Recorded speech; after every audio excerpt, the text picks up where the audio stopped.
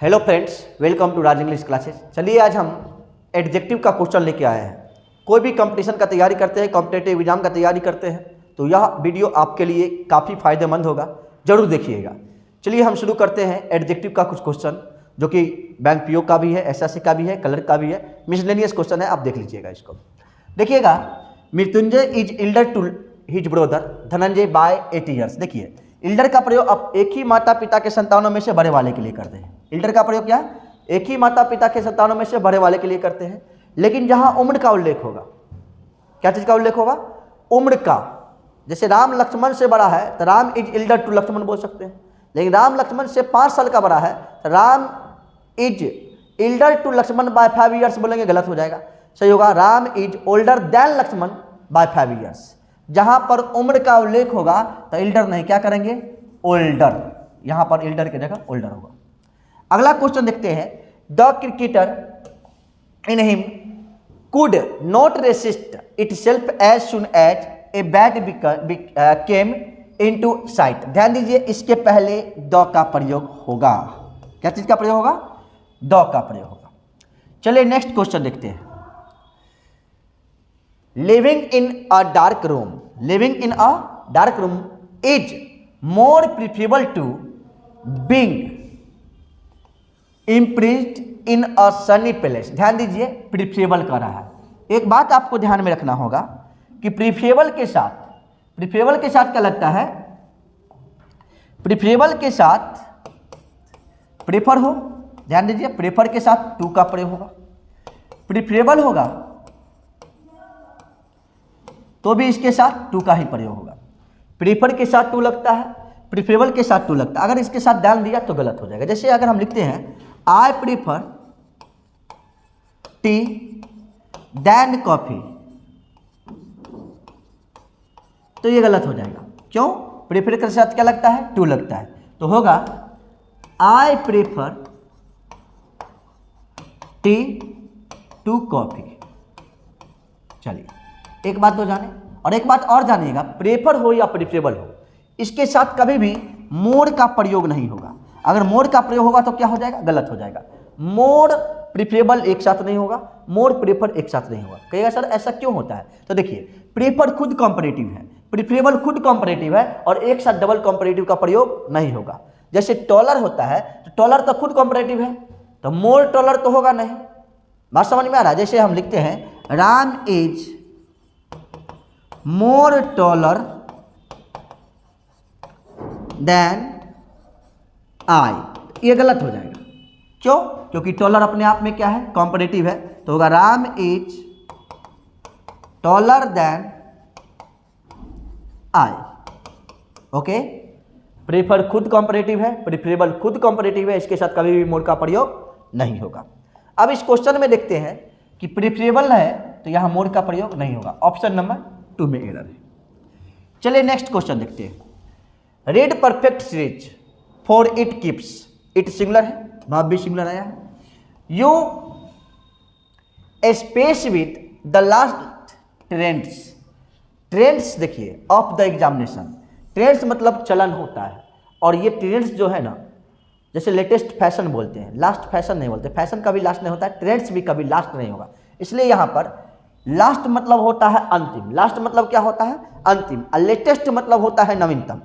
Last मतलब क्या होगा? अंतिम। लेटेस्ट मतलब नवीनतम। इसलिए यहां पर लास्ट का प्रयोग नहीं होगा। जब क्या चीज का प्रयोग होगा? लेटेस्ट का प्रयोग होगा। लास्ट की जगह क्या होगा? लेटेस्ट। ऑप्शन नंबर हो जाएगा 4। ध्यान दीजिएगा, लास्ट का मतलब होता है अंतिम, लेटेस्ट का मतलब नवीनतम। जब भी नवीनतम की बात हो तो लेटेस्ट का प्रयोग करेंगे, और जब भी लास्ट की अंतिम की बात हो तो लास्ट का प्रयोग करेंगे। यहाँ पर चूंकि एग्जाम पैटर्न करा है तो एग्जाम का ट्रेंड्स जो है ना, वो कभी लास्ट नहीं होता है, लेटेस्ट ट्रेंड्स होता है। ठीक, जैसे आइए नया फैशन है तो फैशन नया है, ठीक है, लेटेस्ट फैशन बोल सकते हैं इसको। हम लास्ट फैशन नहीं बोल सकते, क्योंकि फैशन आगे भी बदल सकता है। ध्यान रखिएगा। अगला देखिए, ये कह रहा है they can make much profit even of the little money they had left. ध्यान दीजिए, एक होता है लिटिल। ध्यान दीजिए, लिटिल मतलब होता है नहीं के बराबर। लिटिल मतलब नहीं के बराबर कुछ नहीं बोल सकते। और एक होता है ए लिटिल। ए लिटिल का मतलब होता है कुछ, ए लिटिल का मतलब कुछ, और एक होता है द लिटिल।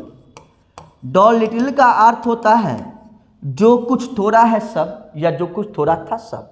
एक बार और समझिए, लिटिल मतलब कुछ नहीं, मतलब नगण्य, नहीं के बराबर। ए लिटिल मतलब कुछ, ए लिटिल मतलब क्या होता है, कुछ, और द लिटिल मतलब होता है जो कुछ थोड़ा है सब, या जो कुछ थोड़ा था सब।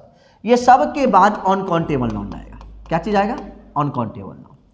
अब समझिए, एक होता है फ्यू। फ्यू मतलब भी कुछ नहीं होता है या नगण्य के बराबर। एक होता है ए फ्यू। ए फ्यू मतलब कुछ होता है। एक होगा द फ्यू।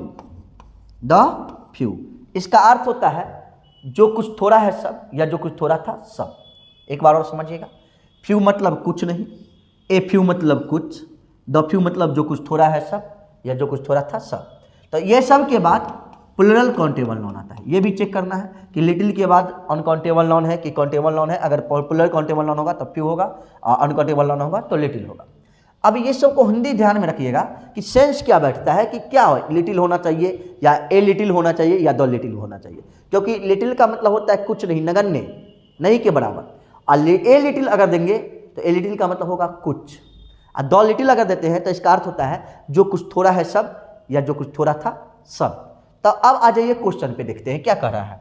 अब क्वेश्चन पे देखते हैं तो कह रहा है they had make much profit even of little money they had left. मतलब उसके पास जो भी पैसा बचा हुआ था, जो भी पैसा बचा हुआ था, इसलिए यहां पर होगा लिटिल के पहले द का प्रयोग करेंगे। अब एक और चीज, लिटिल के बाद मनी, तो मनी अनकाउंटेबल नाउन होता है, इसलिए लिटिल ठीक है। अगर रुपीज होता तो यहां फ्यू हो जाता। बात समझ में आ रहा है, अनकाउंटेबल नाउन है मनी, रुपी काउंटेबल नाउन है, इसलिए यहां पर लिटिल के पहले द लगा दीजिए। ऑप्शन नंबर 3 में एरर होगा।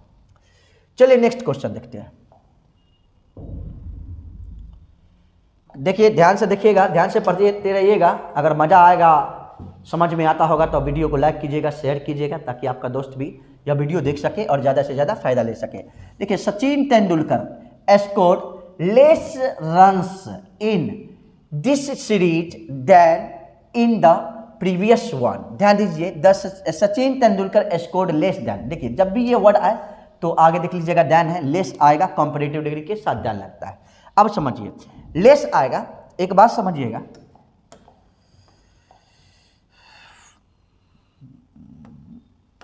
समझिएगा, एक होता है little less than the list, the list. आप समझते हैं, ये है पॉजिटिव डिग्री, ये है कंपैरेटिव डिग्री, और ये है superlative degree. Few, fewer than the fewest.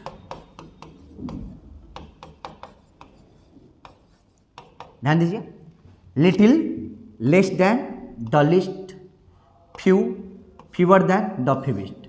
अगर ये सब कोई भी आए, लिटिल आ जाए, फ्यू आ जाए, लेस देन आ जाए, या फ्यूअर देन आ जाए, द लिस्ट आए या द फ्यूएस्ट आए, तो आगे वाला एक बार नाउन को जरूर चेक कीजिएगा। इसके बाद हमेशा अनकाउंटेबल नाउन रहेगा, इसके बाद हमेशा क्या रहेगा, अनकाउंटेबल नाउन रहेगा, और इसके बाद प्लुरल काउंटेबल नाउन रहेगा। क्या रहेगा, प्लुरल काउंटेबल नाउन रहेगा। क्लियर। लिटिल ग्रुप के साथ जो आगे आने वाला नाउन होता है वह हमेशा अनकाउंटेबल होता है, और ये बात बेहतर से आपको पता है कि अनकाउंटेबल नाउन हमेशा सिंगुलर होता है। और फ्यू ग्रुप के बाद जो आने वाला नाउन होता है वह प्लुरल काउंटेबल नाउन होता है, सिंगुलर भी नहीं, क्या, प्लुरल काउंटेबल नाउन। अगर ऐसा हुआ, आगे आने वाला नाउन को चेक कीजिए, अनकाउंटेबल है तो लिटिल के जगह फ्यू कर सकते, लिटिल के ठीक है। अगर countable noun, plural countable noun है तो लिटिल होगा, वहां पे आप फ्यू कर दीजिएगा, ज्यादा दिमाग नहीं लगेगा। लेस होगा, वहां पे फ्यूअर देन कीजिएगा, और लिस्ट होगा द फ्यूएस्ट कर दीजिएगा। क्यों, क्योंकि अगर कंपैरेटिव डिग्री है तो चेंज भी हमको कंपैरेटिव डिग्री में ही करना होगा, क्योंकि देखिएगा आगे कहीं देन लिखा होगा। बात समझ में आ रहा है, तो समझिएगा, लेस देन आए, लेस आ जाए तो आगे वाला नाउन को चेक करना है, लिटिल आ जाए तो भी आगे वाला नाउन को चेक करना है, लिस्ट आ जाए जो भी आगे वाला नाउन को चेक करना होगा। अगर अनकाउंटेबल नाउन हुआ तो लिटिल कर सकते हैं, लेस देन कर सकते हैं कंपैरेटिव में है तो, और सुपरलेटिव में है तो द लिस्ट कर सकते हैं। लेकिन प्लुरल काउंटेबल नाउन है तो फ्यू होगा, आप कंपैरेटिव में होगा तो फ्यूअर देन, और सुपरलेटिव में होगा तो द फ्यूएस्ट होगा। अब समझिए, यहाँ लेस आया तो आगे वाला नाउन को देखिए, ये प्लुरल काउंटेबल नाउन है। क्या है, प्लुरल काउंटेबल नाउन है, तो हमको ज़्यादा दिमाग नहीं लगाना है। लिटिल के जगह पर केवल क्या कर देना है, फीवर कर देना है, और आगे तो देन है ही। ऑप्शन नंबर हो जाएगा 2। चलिए नेक्स्ट क्वेश्चन देखते हैं। एक क्वेश्चन देखिएगा, at present India fielding is superior than Pakistan. ध्यान दीजिएगा, इंडिया का फील्डिंग जो है ना पाकिस्तान की फील्डिंग से सुपीरियर है, अच्छा है। अब से समझिए ए सुपीरियर है, आपको ज़्यादा दिमाग नहीं लगाना है इस जगह पे। देखिएगा, जिस वर्ड के अंत में आई ओ आर लगा हो, क्या लगा हो, आई ओ आर, ध्यान दीजिए, जिस वर्ड के अंत में आई ओ आर लगा हो उसके साथ हमेशा टू का प्रयोग होता है। क्या चीज का, टू का। अगर देन का प्रयोग करेंगे तो गलत हो जाएगा। लिखते हैं I am senior to, I am senior than I am senior than you. ध्यान दीजिए, क्या लिखेंगे, I am senior than you, तो ये गलत हो जाएगा। ध्यान दीजिए, सीनियर के अंत में क्या लिखा, आई ओ आर, तो आई ओ आर के साथ क्या लगेगा, देन नहीं लगेगा, क्या लगेगा, टू लगेगा। तो सही होगा I am senior to you. Okay, senior हुआ, इन्फीरियर हुआ, सुपीरियर हुआ, जिसके अंत में भी आई ओ आर हो, जिसके अंत में भी आई ओ आर हो ना, उसके साथ कभी भी देन का प्रयोग नहीं होता, हमेशा क्या चीज का प्रयोग होगा, टू का प्रयोग होगा। अब प्रेफर के साथ भी टू लगता है, प्रेफरेबल के साथ भी टू लगता है, यह बात तो हम पहले ही पढ़ा चुके हैं। अब आ जाइए क्वेश्चन पे, कह रहा है eight present India fielding is superior, superior last में क्या है, आई ओ आर, लास्ट में क्या है, आई ओ आर, तो क्या देन लगेगा, नहीं, क्या लगेगा, टू लगेगा। काफी इंपॉर्टेंट है, एमटीएस में आने वाला है ये सब क्वेश्चन, आप आराम से देखिए, अच्छा से देखिएगा। अगर समझ में ना आएगा तो कमेंट बॉक्स में लिखिएगा, हम उसको क्वेश्चन को दोबारा हम बताएंगे, लेकिन समझिएगा अच्छा से, क्योंकि आप जानते हैं कि एमटीएस में इंग्लिश ही आपका, इंग्लिश जो है वो आपका रिजल्ट बनाएगा, इंग्लिश ही है जो आपको एमटीएस में रिजल्ट दिला सकता है। मैथ रीजनिंग थोड़ा कम भी ध्यान दीजिए, अगर एमटीएस निकालना है तो आपको इंग्लिश और जीके जीएस पे ध्यान देना होगा। चलिए नेक्स्ट क्वेश्चन देखते हैं। The first two chapters have finished while the 3 last chapters have to be finished। अब ध्यान दीजिए, फर्स्ट 2 चैप्टर्स का रहा है have finished while the 3 last chapters have to be finished। एक बात समझिए, एक होता है कॉर्डिनल, एक क्या होता है, कॉर्डिनल। ध्यान दीजिए,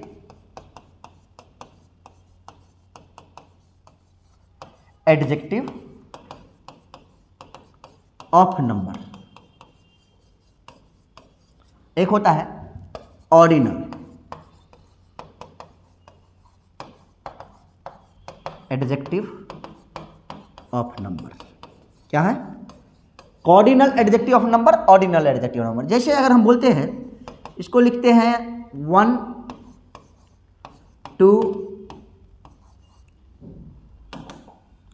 1 2 3 4 5 6 जो भी है ETC कर दीजिए। इसमें लिखते हैं फर्स्ट, सेकेंड, थर्ड, ETC। ध्यान दीजिए, एक होता है कॉर्डिनल एडजेक्टिव ऑफ नंबर, एक होता है ऑर्डिनल एडजेक्टिव ऑफ नंबर। जैसे कॉर्डिनल 1 2 3 4 5 6 7 8 कोई भी हो, तो 1 2 3 4 5 6 कॉर्डिनल क्यों हुआ, क्योंकि यह संख्या को बतलाता है। क्या चीज़ को बतलाता है, संख्या को बतलाता है, तो इसलिए उसको हम कॉर्डिनल एडजेक्टिव ऑफ नंबर कहते हैं। लेकिन फर्स्ट, सेकेंड, थर्ड जो है ये क्रमांक को बतलाता है, ऑर्डर को बतलाता है, इसलिए इसको ऑर्डिनल एडजेक्टिव ऑफ नंबर कहते हैं। तो एडजेक्टिव ऑफ नंबर कितने प्रकार के, 2 प्रकार के, एक कॉर्डिनल, एक ऑर्डिनल। यह भी एग्जाम में बहुत बार क्वेश्चन पूछ चुका है, बहुत बार पूछता है, तो ध्यान रखिएगा, बहुत बार पूछ चुका है और आगे भी संभावना है कि पूछेगा, तो इसको ध्यान रखिएगा कि कॉर्डिनल, ऑर्डिनल दोनों प्रकार का एडजेक्टिव ऑफ नंबर यदि एक साथ आ जाए, मतलब कॉर्डिनल और ऑर्डिनल एक साथ आ जाए, तो सबसे पहले हम लिखते हैं द। क्या लिखते हैं, द। उसके बाद लिखेंगे ऑर्डिनल एडजेक्टिव ऑफ नंबर। क्या लिखेंगे, ऑर्डिनल एडजेक्टिव ऑफ नंबर। उसके बाद लिखेंगे कॉर्डिनल एडजेक्टिव ऑफ नंबर, और उसके बाद लिखेंगे नाउन। लेकिन ये नाउन हमेशा प्लुरल रहेगा, नाउन हमेशा क्या रहेगा, प्लुरल रहेगा, और आने वाला वर्ब भी प्लुरल होगा। अगर हम लिखते हैं the 2 first pages are missing, pages are missing, तो ये गलत हो जाएगा। क्यों, क्योंकि सबसे पहले द लिखेंगे, फिर ऑर्डिनल, फिर कॉर्डिनल। लेकिन यहाँ पे क्या लिखे, पहले कॉर्डिनल फिर ऑर्डिनल, गलत हो जाएगा।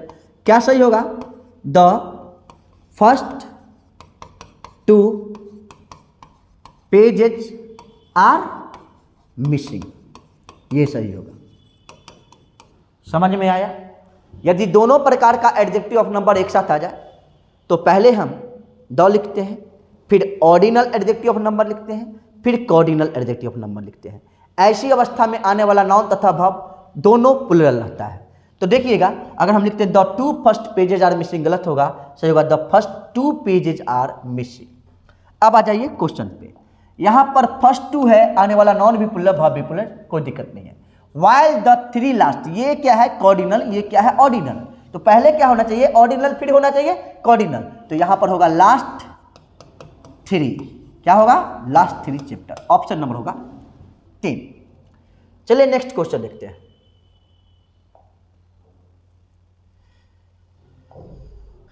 देखिएगा, nowadays there are much more criminals than policeman. ध्यान दीजिए, मच मोर क्रिमिनल्स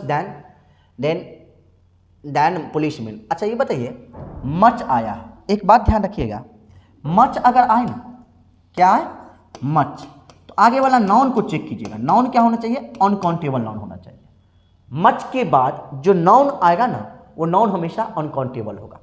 लेकिन मेनी के बाद आने वाला नाउन हमेशा प्लुरल काउंटेबल नाउन होगा। 2 बात ध्यान में रखना है, मच के बाद आगे आने वाला नाउन सिंगुलर काउंटेबल नाउन, आगे अगर भाव भी आएगा तो वो सिंगुलर होगा, अब भाव नहीं आएगा तो कोई बात नहीं है। मेनी के बाद भी वही है कि मेनी अगर आएगा तो आगे आने वाला नाउन प्लुरल काउंटेबल नाउन होगा, अब भाव भी क्या आएगा, प्लुरल आएगा। एक बात समझिए।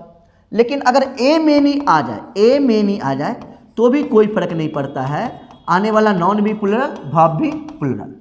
लेकिन समझिए क्वेश्चन तो ये बराबर आता है, मेनी के तुरंत बाद ए या एन आ जाए। मेनी के तुरंत बाद क्या है, ए या एन आ जाए, तो आगे जो आने वाला नाउन होगा वह singular countable noun, uncountable noun है क्या, सिंगुलर काउंटेबल नाउन और सिंगुलर भाव। एक बार और समझिए, थोड़ा बड़ा कर देते हैं।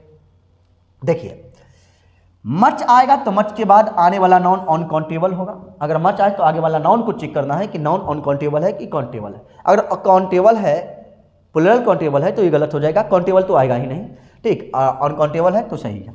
मेनी के बाद भी आने वाला noun plural countable noun, plural भाव। लेकिन ए मेनी आएगा तो ए मेनी के बाद भी आने वाला नाउन प्लुरल होगा, भाव भी प्लुरल होगा। लेकिन मेनी के तुरंत बाद ए या एन आ जाए, मेनी के तुरंत बाद ए या एन आ जाए तो आने वाला noun singular countable noun, singular भाव।